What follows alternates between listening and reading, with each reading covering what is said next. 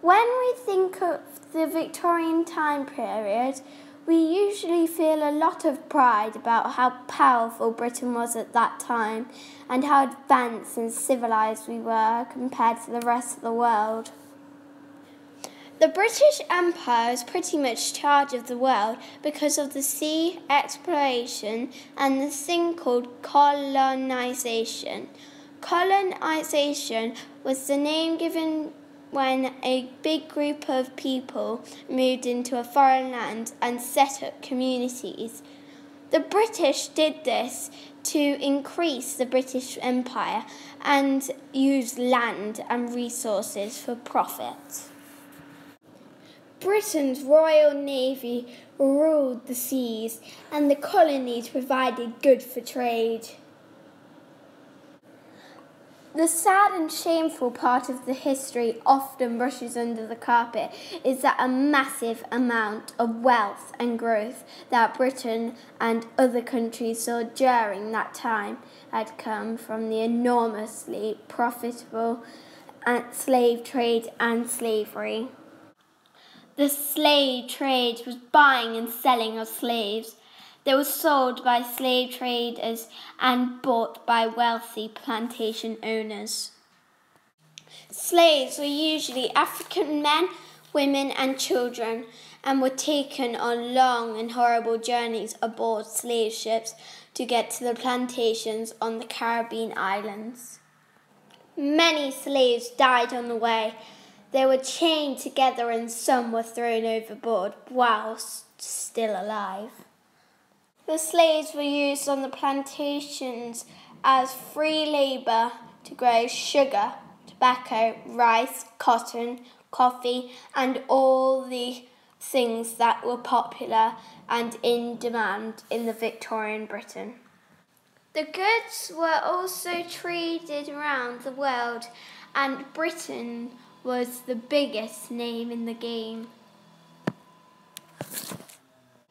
Slaves were also used by the plantation owners as house slaves and could be rented out.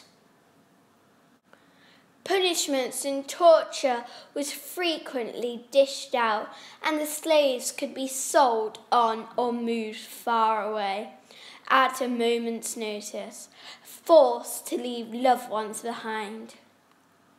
The people who ran Britain, the royals, politicians and those with important status were often the ones who owned slave ships or plantations or had business interests aboard and did not want slavery to end.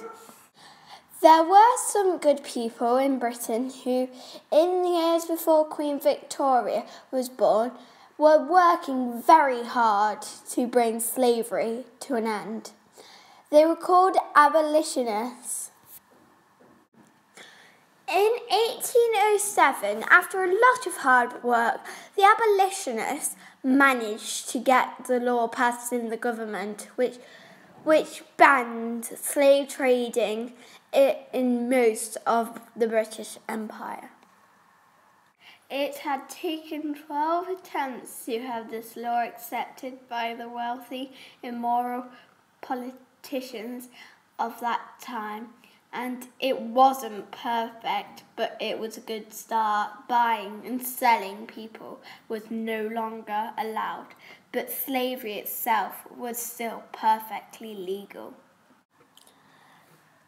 The Royal Navy set up a new squadron whose job it was to sail around the Atlantic to stop traders selling slaves or transporting them to slave ships.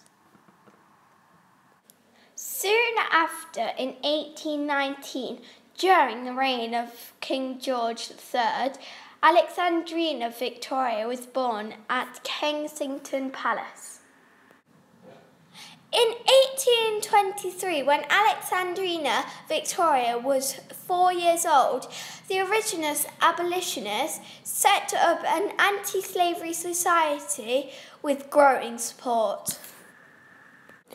In 1831, when Alexandrina Victoria is 12 years old, Jamaican slaves revolt. revolt is another word for fighting back. They were sick of being enslaved and they began burning down plantations. They were encouraged to protest by their Baptist missionary, Samuel Sharp. He was hanged soon after for his involvement. In 1832, the Jamaican Revolt makes the British government open an inquiry and a committee is set up to tackle the end of slavery. In August 1834, when Victoria was 15 years old, the abolitionists managed to finally get the Anti-Slavery Act passed by Parliament. Slavery in most of Britain Empire was now illegal. It includes a clause which means the slaves will have to stay with their ex-owners in apprenticeship scheme for 6 years. The slaves were very unhappy that they would have to wait another 6 years for their freedom and immediately began to protest against their apprenticeships. In the years to follow, the British Empire encouraged other countries to sign treaties or agreements that they would also ban slavery.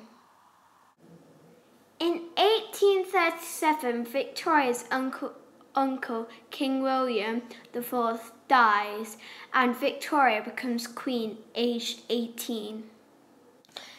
In 1838, Queen Victoria's coronation takes place. This is a very important year. On August the 1st, the slaves won their total freedom. Again, though it wasn't perfect, it included a deal which meant the slave owners would be paid compensation for the loss of their property. It did not include any compensation or help for the slaves themselves, and they still depend on the plantation owners for their employment. But it was a very important day and the slaves celebrated. This is Emancipation Day or Freedom Day, and it's still celebrated. In 1839, the Anti-Slavery Society is replaced by a new British and foreign anti-slavery society, which still exists today as Anti-Slavery International. Unfortunately, in British India, a new alternative system for the low-cost labour had developed called the indentured system. The system offered poor people some money, and in return they had to sign contracts to work for someone, usually abroad, for 5 or 10 years. The indentured workers were then taken on ships very similar to the slave ships and transported to far-off places. Conditions were just as awful as ever, and the system was basically a way to get around the anti-slavery law by getting the workers to sign a contract. In 1839, indentured labour was banned. In 1840, Queen Victoria married Prince Albert, and later that year, their first daughter was born. In the same year, the first anti-slavery convention is held in London. In 1841, Queen Victoria's second child was born. In 1842, because of the pressure from the plantation owners who are desperate for cheap labour, the Indian indenture system is allowed to start again. There are supposed to be new rules, but the conditions end up being just as bad as before. In 1843, Queen Victoria has her third child, and in the same year, The Indian Slavery Act is introduced in British India, although indentured labour is not banned. Between 1844 and 1857, Queen Victoria goes on to have 6 more children.